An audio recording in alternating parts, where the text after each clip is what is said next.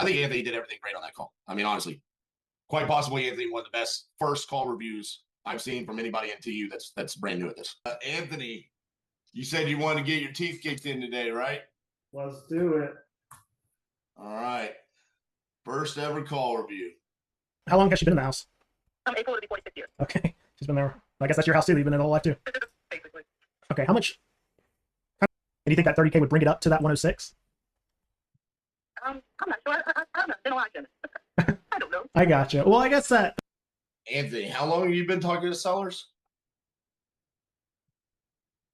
That was the first day of really starting to call. I've been watching it for years.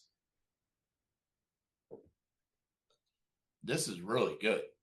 Thank you. Like this is real good. We got everything we needed out of that. Well, I fully intended on going Stone Cold Austin on you, but to be honest with you, bro, that was great.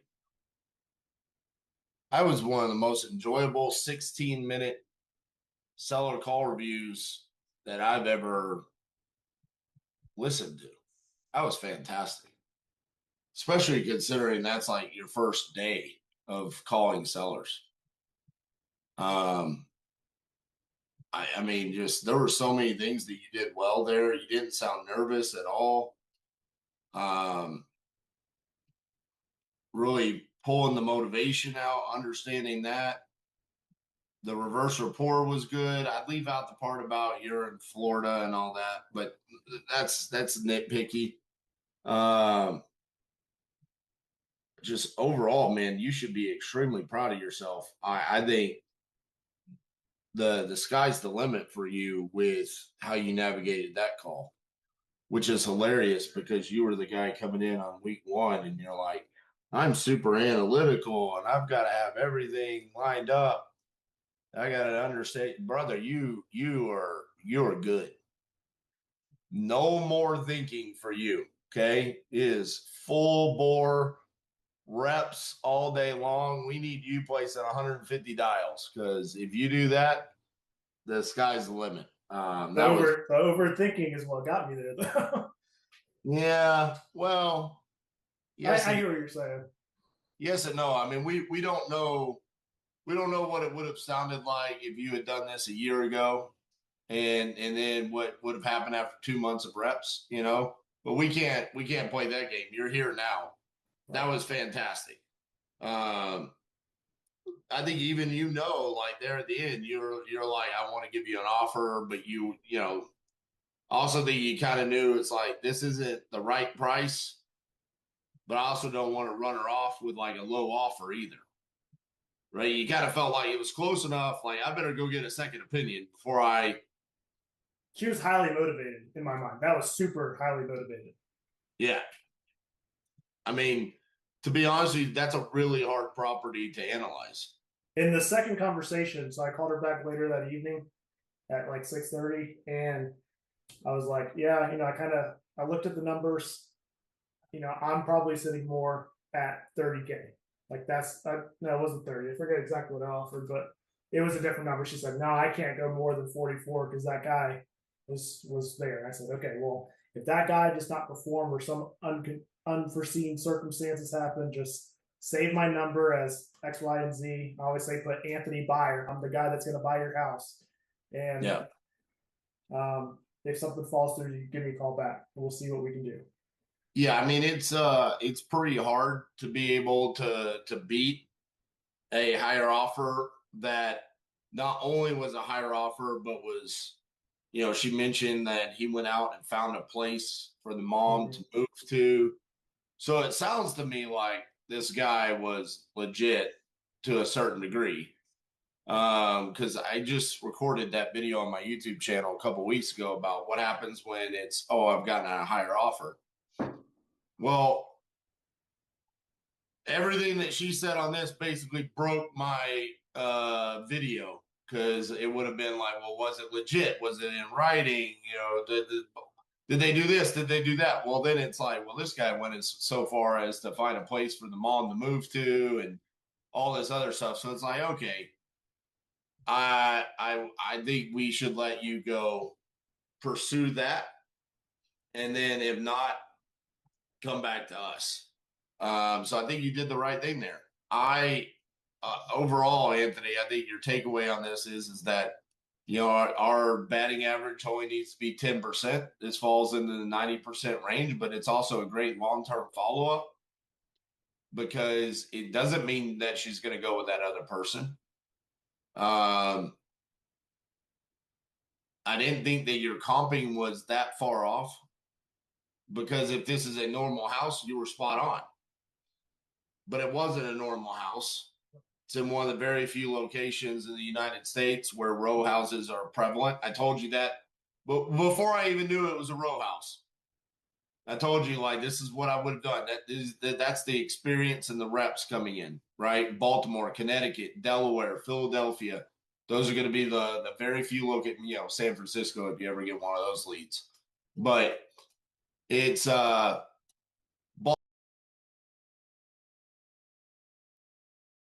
Baltimore is probably top 5 hardest cities to comp in.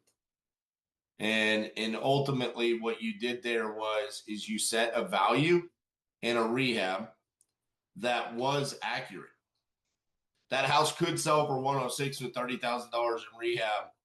You just don't finish the basement. What I wanted to explore was, is this price viable if we finish the basement, increase the rehab? It wasn't. That's the only thing I would have loved to have seen you do. But dude, that's like a whole nother level. Caesar, my assumption would be that this guy that's coming in is also a wholesaler. That would always be my assumption. And realistically, I wouldn't want to try to intervene and get in the middle of that whole situation. This seller, as highly motivated as they are, they need to make a decision. They need to do the right thing. I think Anthony did everything great on that call. I mean, honestly, quite possibly Anthony, one of the best first call reviews I've seen from anybody in TU that's brand new at this. So great job, man. You moved very calmly throughout, even with some of the wrong clicks and trying to figure it out. It wasn't like you were all over the place where you were just like spinning in circles, freaking out. You kind of got into a little rhythm there. I like how you went immediately to the Google Street View. Then you got into prop stream, kind of wavered a little bit, trying to figure out what to click, and then you got there. So just little tiny details, tighten up your distance. Default to 0.25 right out of the gates. Don't draw the map. It's easier for you.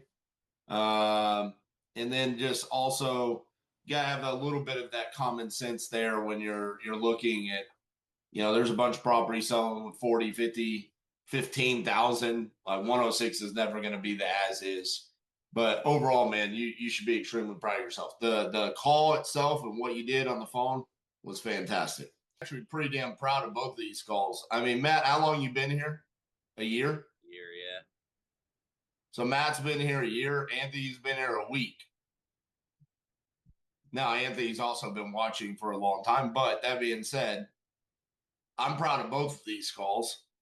I mean, shit, I'd put both of those calls up against any other communities.